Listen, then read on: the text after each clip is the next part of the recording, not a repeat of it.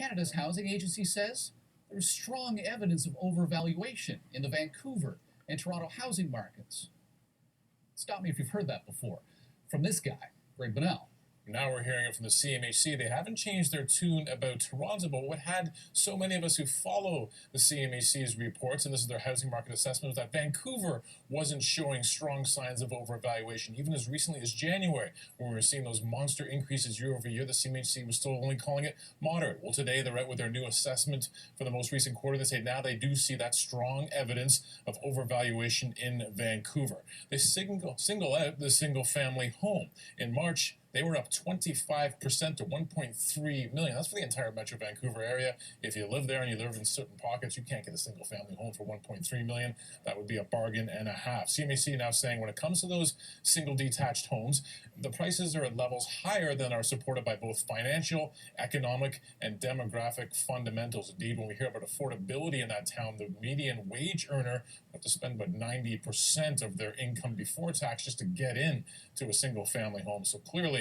outstripping it in terms of the average person getting in. I think right now we're running at about 11, I think the number is 11 times in terms of prices, the median prices to the median income. You should be about 3. So, but overall, the CMHC in this report even say now we see strong evidence of overvaluation in Vancouver. A lot of people have argued we've been seeing this for a while. They say overall, only moderate evidence of problems in Vancouver. So it's sort of that my kids always say, wait, what? That was a wait, what moment for me. What's going on? There are criteria beyond just overvaluation. This is what they're looking at.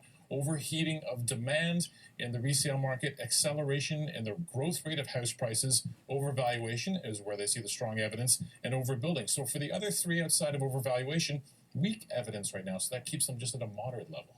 In the meantime, it does see, the big smoke is overvalued, but they're more worried about Steeltown, it seems. It's getting very interesting. They've been saying for a while that Toronto was overvalued based on the same ideas, that home prices outstripping the financial growth, the demographics.